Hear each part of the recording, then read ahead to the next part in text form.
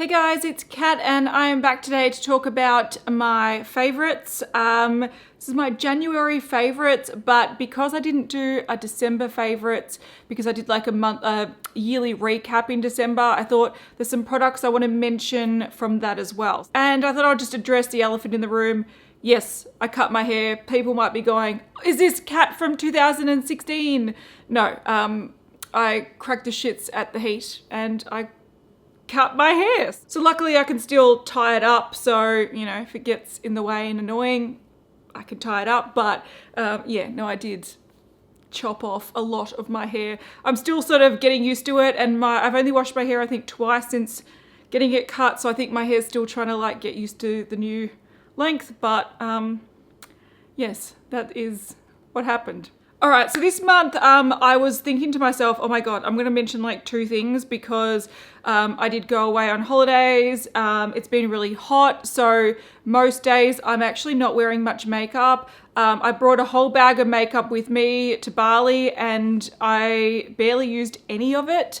So I was like, there's nothing to talk about. And I started going through my shower and my skincare and stuff and going, oh, there's actually stuff in here that I just have overlooked in past months because it has been dominated by the makeup that I have been liking. But the more I sort of dig into things, the more I'm like, okay, there's a lot to talk about. So this is my favorites and fails. There's a couple of fails to talk about as well. But let's jump into, we might start with skincare and fragrances. So in December, I sort of discovered a range at Sephora that I have been really enjoying. I bought two things from it.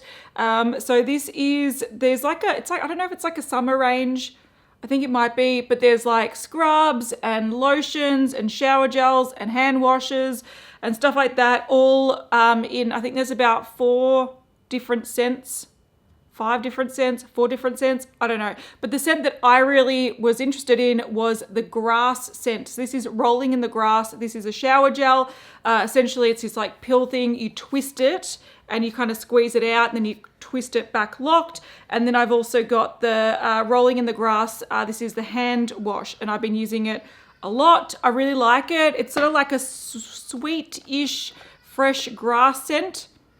And I just really dig it. There's something about grass scents that I really like, but there's a nice balance with sweetness in this. So it's not just like just green and just like really, really harsh grass smell. It's like a nice sort of soft grass smell. So I really like these. They're really cheap from Sephora. So yeah, I like these. Something I picked up from the airport when I was going to Bali. So I picked this up on the way, which was lucky because the airport at Bali was really, really expensive. And when I looked at price comparisons, I was looking at this and this was $70 more expensive in Bali than it was in Australia. So I picked up a new fragrance. I have been really good at not buying fragrances in the past year or so, and I've been using up a lot. So I thought, look, I'm going to get a holiday scent.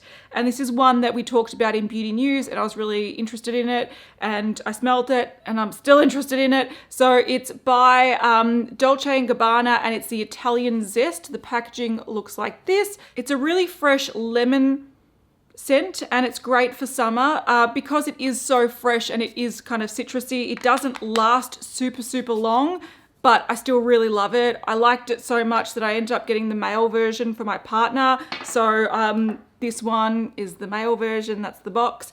And this has the same lemon scent, but instead of it being like a really, really fresh, light, feminine fragrance, this one is a little bit more masculine and I actually really like this one too. I think what they should have done actually is mix these two together to make them like unisex, because this has that little bit of a cologne-y scent to it, but it's still fresh and really like watery and lemony and nice. And this one is really fresh. I think if you mix the two, it would have reminded me a little bit more of a lemony version of CK2, which is my favorite fragrance. But I like both of these and I just put them both on. They smell really great together. So yeah. All right, so it has been summer. I've been trying to get a tan. I don't know if you can see, I'm not very tanned, but I've been to the beach a couple of times. We went to Bali for a week. So I've been hitting up sunscreen, after sun stuff, tanning oils with sun protection in it, like bug repellent. I've been going ham. My body has been covered head to toe in stuff for a very long time. And I'm going to tell you the sunscreens that I really like using, that I have repurchased and I have in different forms. So the face sunscreen that I've been really loving, I took this to Bali with me, I take it to the beach with me. I went, sort of had to help mum out with a garden thing on the weekend, and I took this with me. It's the Biore UV Aqua Riche Watery Gel. This is a really nice face sunscreen. It's very, very thin, so it's very comfortable. It's easy to reapply. It doesn't feel greasy. This is not available in Australia, so I do get it from Yes Style, and there's a few different forms of it, but they're all really, really great. So that's the face one I love using. And then I have been using this one on Simon's recommendation, which is the body sunscreen. This is Neutrogena Beach Defense Water and Sun Barrier Lotion. So it's broad spectrum 50, and it's got 4-hour water resistance. So this is nearly finished. I've got another bottle of it, and I also have the spray version. So I really like this. I find that it doesn't make me too greasy. It's a sunscreen that's like water resistant, so of course it's going to be a bit thick, but it works really well. I haven't been sunburnt at all this summer, which is great. I did notice that I get really bad heat rash if I'm in the sun for a few consecutive days, which really sucks. That I learnt in Bali. Thanks, Bali. But this works really, really well. It doesn't break me out. I don't use it on my face, but it's really, really good for your body. So that's the one I have been choosing to use. A moisturiser that I've been really, really loving for my face is actually from Indeed Laboratories. I don't know if it's really sunny today, guys, so I've sort of had to darken a lot and then brighten and windows and stuff. So if it's a bit washed out, I'm really sorry. So you might be familiar with Indeed Labs. They're a Canadian brand, and they sort of became quite popular because they brought out like one of the first sort of drugstore popular hyaluronic acid gel moisturizer products. So that's where you might know this brand. But I think they were asked to bring out a moisturizer version of it. So a really hydrating moisturizer that has hyaluronic acid in it. And that's what this is. And I really, really dig this. Not only does it have triple action hyaluronic acid, which is great. But so hyaluronic acid really helps hydrate the skin, which I need. I have dehydrated skin, and if you've got oily skin, you might find that you do get a bit tight after you've washed your face, but you don't want really greasy moisturizers. I think this one's really great. You can use the gel as well, but I really like this because it's kind of like a thicker moisturizer that feels like it moisturizes and hydrates, and I really dig it. I've been using this a lot. It's an airless pump. I don't know where I'm up to, but I've been pretty much using this for the past 2 months, and I really enjoy it. So that's mainly, yeah, my moisturizer I've been using. When I went away, I did buy a pack from Murad. This is, what is it? Essential C Daily Moisture sort of pack, and you get a moisturizer, you get a cleanser, and a vitamin C serum. I did want to mention this pack because I got it 50% off at Sephora, which was really good.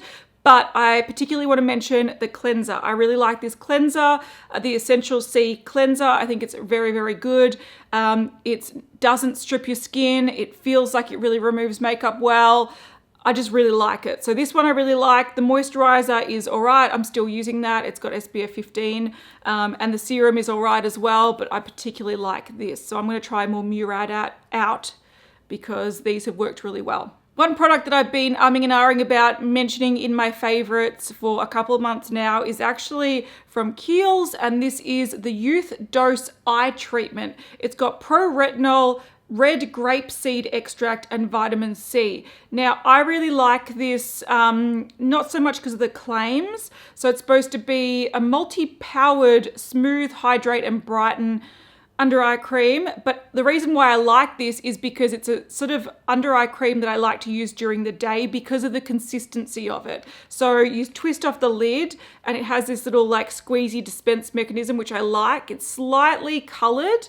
So, and it's sort of like, it doesn't have a silicone feel, but it almost has that texture. So you put it on, it slightly color corrects and brightens under the eyes, and it's got this consistency that's not too wet. It almost feels like it blurs the under eye area. This is one that I don't know if I'm seeing amazing effects with, but when I apply it, I like it being on my eyes. On a no makeup day, it sort of helps blur that area and just makes it look a lot smoother. So I sort of like this just, yeah, because of the instant effect that you get from it. All right, if you can hear the air conditioner, I'm really sorry. I had to do it. It's really sweaty and gross. Okay, the last skincare item that I wanted to mention is actually by Ofra. I don't know if this is old packaging. Oh, that looks a bit gross. But this is a body scrub. It's a coffee body scrub. It's called the Body Derm Coffee Body Scrub. I got this from Glam Raider in Australia. They stock Ofra, and I really like this. It sort of looks like chocolate pudding with little dots in it. It smells like chocolate pudding with coffee, like a lot of coffee in it. But this is sort of like your coffee scrub that you sometimes get in bags, but it's in a more like easier to use form. I find those bag coffee scrubs, even though they're very effective, they're very, very messy and they're sort of hard to use in the shower without getting water in them. Whereas I think this is a better way to use it. So I really like the effect of this, and it makes me want to try more Ofra skincare because I've heard some good things, but I haven't heard many people talk about it. So yeah, this is the first thing I've tried from their sort of skincare body range, and it's impressed me. So this does make still a little bit of mess. You get coffee scrubs on the walls and whatnot in the shower, but I think it's the same sort of effectiveness or very similar effectiveness with a lot less mess than the traditional coffee scrub. So I really do. I've been enjoying this, especially since, you know, I've been in the sun a little bit more. I haven't been peeling because haven't been burnt, but I did peel a lot on my arms and I was really itchy from my heat rash. I had really bad heat rash on my arms. So having this sort of like help exfoliate the dead skin away after it's sort of healed, it's been really helpful. I've been really enjoying it. Also like helps scrub off sunscreen. And if you've just gone to the beach and you're sort of like sandy and salty, this is a really nice sort of summer product that I've been enjoying. Okay, the last thing before we get on to makeup is a tool. And this is actually what I asked my partner to get me for Christmas, and he delivered, and I'm very happy. It is actually the Philips Sonicare. This is like a water pick, I guess you call it. I have an issue where some of my teeth are really close together. So when I floss, it's really hard to get the floss in or out because it actually breaks the floss because my teeth are quite close together. Also, I've got, down there, I've got a permanent retainer, so for getting floss in the bottom teeth is really, really hard. So this is a really great way to sort of get the gunk out from between your teeth without actually having to floss. So you turn it on and you can select if you want one sort of splurt of water or if you want 2 or 3. I've put it on 2. I did try 3 and I found that between my teeth were getting too sensitive, but you just hold this down and it just sprays water. So you can either do one spray or you can hold it down and it gives a pause in between and you pretty much just run it through your teeth. I do it in the shower and it helps get all the gunk out. So I find that it was a good little thing that I picked up. I've been wanting one of those for ages, and then when my partner was like, what do you want for Christmas? I'm like, oh, the one thing I want is this. And that's what he got me, and I'm very happy with it. So very good. All right, so on to makeup, and I'm gonna start with the products that I loved in January, which is very few because like I said, I was away for a week. I was near the pool. I've been to the beach. I've either been at home playing Red Dead Redemption 2, which is my favorite thing to do at the moment. And that's all I want to do. I'm like, fuck work. I don't want to edit beauty news. I want to play Red Dead Redemption 2, but I do edit beauty news and then I play it afterwards. But so that's been my main thing, but I haven't been wearing much makeup. So yeah, these are the few things that I've been really loving. And then I'll go back to the December products that I've also been really loving, or I loved in December and sort of carried over. So this month, mainly the 3 things that I really liked that I brought with me on holidays were these guys here. So firstly, I want to talk about the NARS Climax mascara. This is a mascara that when I first tried it, I didn't really like it. I think it just sort of coated and made my lashes look a little bit like stumpy and stick-like, whereas as it's drying out, it is getting better and better. So I think I feel like I've sort of used it up, but I don't think I have. It actually looks like a normal bristle brush, but it's not. It's one of those rubber bristle brushes, but in the shape of a normal sort of brush. I really like it. As it's sort of dried out a bit, it really helps lengthen my lashes. I'm wearing it today with no lashes on, and I think it gives a really bold effect. The first 3 weeks that I used it, I didn't love it, but I just kept using it because I had it, and it's sort of come through with the good. So if you've got it and you don't like it, just persist, because as it dries out, I think it does add a lot more length. It almost feels like it needs to dry out to build that length a bit more, but I've been really enjoying it, and I've been not wearing much lashes lately because I feel like this is enough lash length and volume without needing any additional false lashes on. So I've been really digging this. Okay, one thing that I've sort of been enjoying, similar to the eye cream and for a similar reason, is the Benefit Professional. This is the Pearl Primer. So it's similar to the normal Benefit Professional, but it's just a different color. This one's more of a sort of brightening pink color rather than just a sort of flesh beige color. But what I really liked about this was I wore this a lot in Bali just on its own.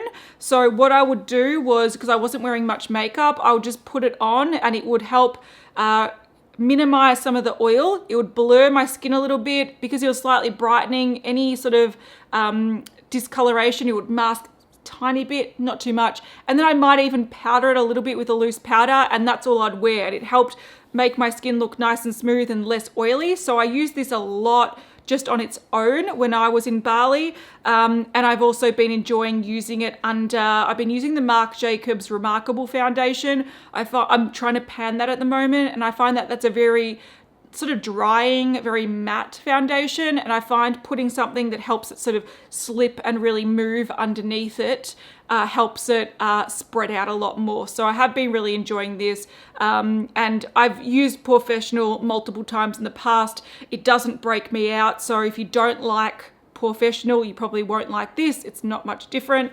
It's just a different color, but for me, Professional does work pretty well, and it's just that I've sort of rediscovered my enjoyment from it. The last thing that I really enjoyed when I was overseas was this stick foundation here from Lancome. I decided to bring a stick foundation because I thought, look, if anything's going to break in my bag, it's probably going to be a foundation bottle and it's just going to cause a mess, so I'll bring a stick. This is the Tint Idol Ultra Wear, which I really like the bottle of, and I've repurchased that. I've used the liquid one, and this is in the shade 010 Beige Porcelain, and I really like this foundation. It's a little bit light for me, but with a bit of a bronzer I can get away with it. But all I really did was when I was in Bali, because I do have quite a bit of rosacea, if we were going out to dinner or something like that and I felt that I was looking too red and splodgy, I'd just put a little bit on my cheeks and my forehead and my chin. I'd blend it in, and I just found that it was a really nice finish. It was a nice, if you want to build this up to get like full coverage, it's probably not the best. I would prefer the liquid, but if you like just as light coverage, a really thin layer of foundation, this one is actually pretty handy, and it doesn't wear extraordinarily well, but I found that on my oily skin and in a really hot, humid climate, it still looked really nice. So this is sort of my everyday, I'm just chucking a little bit of coverage on, just literally like draw a little bit and then blend it in, and I just really enjoyed using that. So yeah, that's a good one for me. All right, on to December makeup favorites and also fails.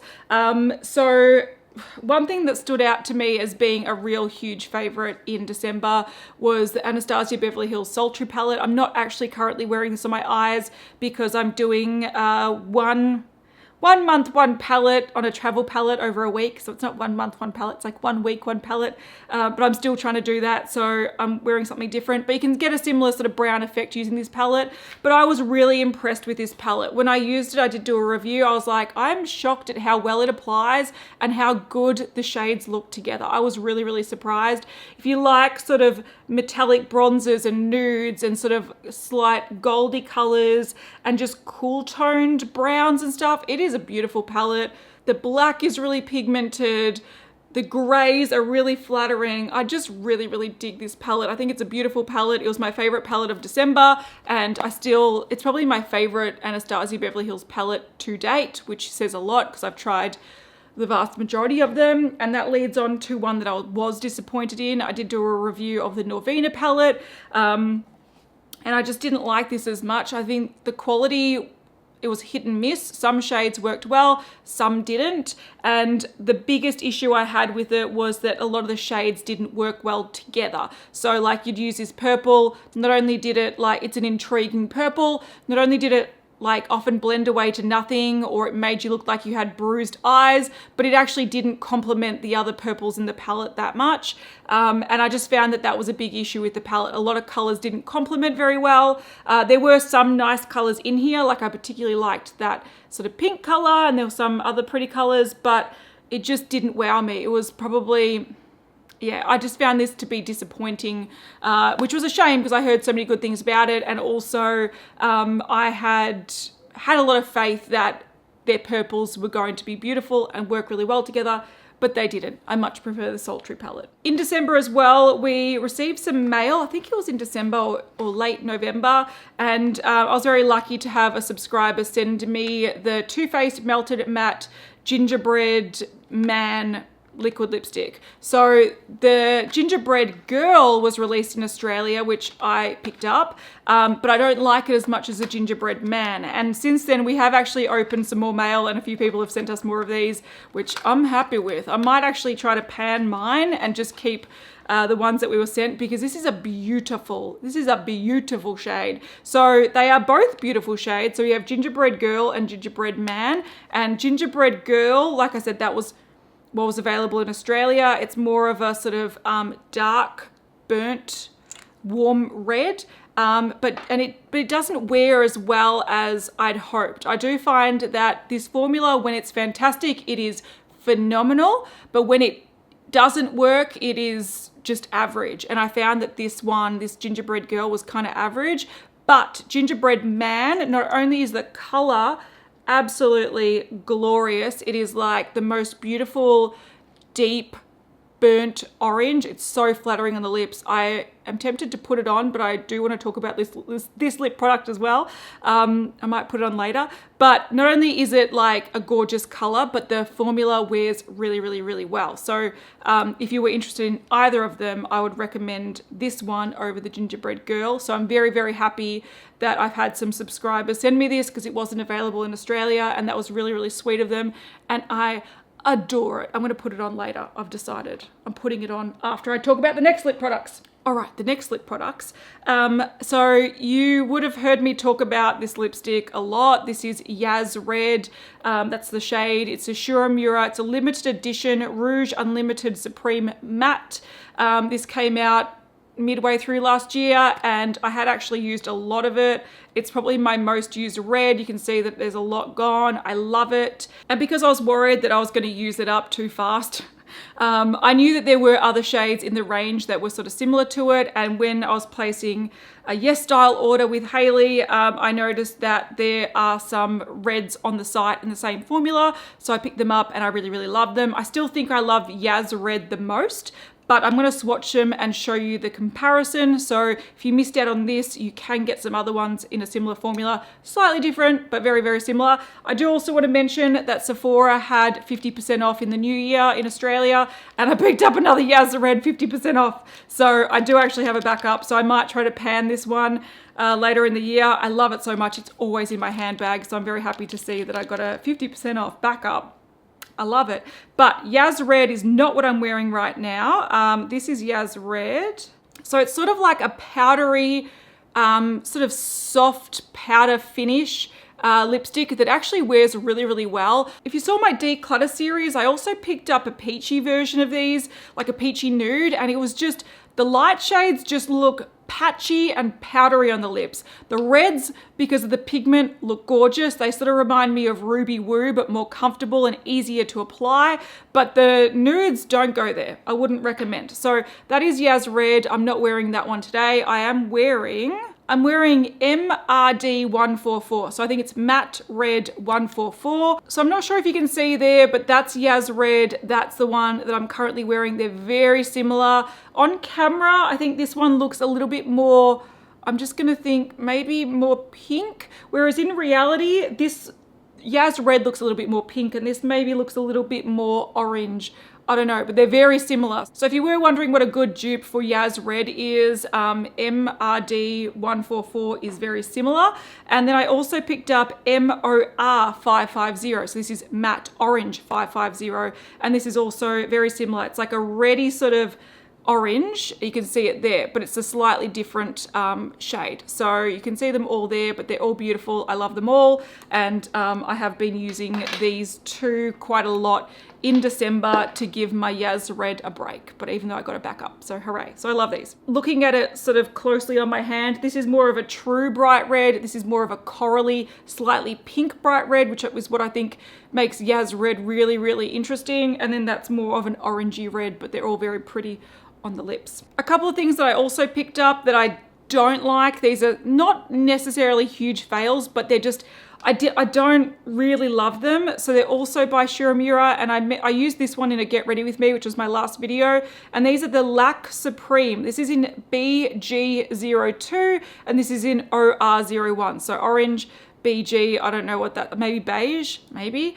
But these are, they smell kind of interesting. They sort of smell like, I don't know, alcohol, wine or something. They're sort of like a sheer lacquer, and they set, which is cool, but I've just noticed that because they do set, and if you move your lips around too much, they sort of chunk up a little bit. So they're glossy and comfortable, but they set.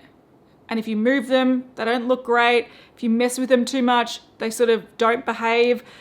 They do stain a little bit. This orange one does stain a little bit, but I just don't feel like, I don't like sheer bright colored lips, if you know what I mean. So these I don't love. They're okay. I just don't want to really reach for them. So I much prefer to reach for that and then reach for a gloss rather than reach for these, but there you go. Oh, that actually just reminded me, there is something that I've been loving in January on my lips and I've been dying for it. This is sort of like my everyday sort of lip product. It's in my project pan and it's been in my handbag, so it's rubbed off a lot, but it's by Soap and Glory. And I think it's the, I don't know what it's called, Sexy Mother Pucker. I don't know, but it's pretty much a lip gloss in a tube thing, and this shade is Nudist, and I am obsessed with this. Look how much I have left. Like, this wasn't a lot because it's a little like travel size one, but I have been using this like crazy. So if I'm going to go a bright lip, I'll go these. If I want to go a nude lip, I go this beautiful glossy, beautiful, really flattering glossy beast. I love it. So when I use this up, which will be very soon, I'm just going to repurchase a full size if I can find one, because I much prefer a nice comfortable lip gloss that you can sort of move around rather than something that sort of sets and goes weird. But that one is phenomenal. If you want a lip gloss in a sort of tube form that's not sticky, it's just really shiny and really the color's beautiful, Soap and Glory has done it again. All right, Gingerbread Man time. Let's do it. Oh. Now, can confirm, one thing that Too Faced can do really well is a bomb-ass matte liquid lipstick. I love the shade. I love the smell. I love how it wears. It is gorgeous. And it will settle down more matte. I've just put it on. That lip. Look at it once it's set down. Gorgeous. Okay, the next thing I want to talk about, this is just a sampling of it, is the Quartz Beauty range that was released in December. So my friend Crystal Conti, who's on YouTube, she created a brush range and a lash line, and I really like everything that I've used. So this is only 4 of the brushes that I pulled out of my dirty brush cup. So this one, for example, is the mini powder brush. I've been using that as highlighter today. Soft and Gentle by MAC. Most things on my face, other than what I've been mentioning, are sort of Project Pan products, but really soft, synthetic, nicely shapen. Really been enjoying them, and I've also really been enjoying her lashes. So I've got one pair open at the moment that I'm not wearing right now, but I have been wearing if I'm wearing lashes, which is rare this month. But one thing I really like about her lashes is the band is clear and very small, so they're very comfortable to wear.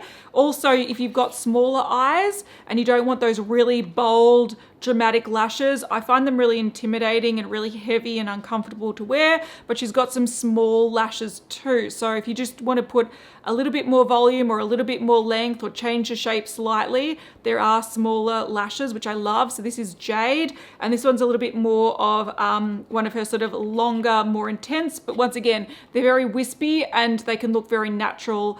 This is in Sapphire. So I'd cut those in half and use them as half lashes. They're probably the ones I'd wear most on camera, but I really like what she's done with the range. I think it's really, really smart. So go Crystal. All right, the last thing I want to mention is sort of a fail, and this is sort of going over old ground, but I wanted to give these another go. So a couple of months ago, I tried my first Pat McGrath palette, which was a Bronze Seduction palette. I paid 200 Australian dollars plus shipping for it, and I wasn't super impressed. I actually revisited that palette a few weeks ago before I went to Bali, and I tried it again. I'm like, oh yeah, I wasn't impressed. But in January, Sephora had a bit of a glitch and they had everything 50% off in Australia, like on the Sephora Australia website. So I picked up some more Pat McGrath palettes. So I picked up 2 more Mothership palettes and some smaller palettes. And so over the last couple of weeks, I've been sort of using these, and I haven't used every shade, but once again, I'm not super, super impressed. These are $190 in Australia, so I got them for 95 each. I'm still not impressed for 95 bucks. There are some nice shades in here, some nice topper shades, but the rest, especially just the basic shimmers, I'm not in love with them. I don't really, I find they're not that impressive. So for example, this palette that I picked up, that is a dupe for Stylishly Merry, which I've got, Stylishly Merry, and I've got the big highlighter from MAC that is the same thing. If it wasn't for this green being a nice sort of interesting color, this palette would just be boring, boring, boring. I did pick up, like I said, some smaller palettes. I like the size of these a bit more. I like the price point a bit more. But once again, these are mainly just the shimmer shades and some mattes. And like this has 5 shimmers and 1 matte. And I'm not blown away by the quality. It hasn't blown my mind. It hasn't made me change my mind. So I'm going to continue to use these. But as I've used them, which is probably over quite a few days I've been using these, I don't get the hype. I really don't get the hype. And what I'm thinking of doing is doing a video where I do one eye using Pat McGrath eyeshadows, and then I try to dupe it with cheaper eyeshadows. And I'm really curious to see how they perform and the looks end up looking, because in my opinion, I feel like you can get the same effect using cheaper eyeshadow. So I might do a video on that in February, because I'm really curious. I'm just going to scour my makeup collection to make sure I find very close dupes. All right, guys, that was my favorites and fails of January and sort of December. A lot of products were mentioned, so I'll list them all in the description box if you wanted to see them. But I've got some cool stuff here. I'm really liking what I've been using lately, besides the fails. And I really dig this lip that I changed to. I'm like, this color is... No wonder why I loved you so much in December. And I'm gonna love you in February. In January, I forgot about you. I'm really sorry. I was in Bali, but yeah, I love it. So thank you so much for watching, and I'll see you guys in the next one. Bye.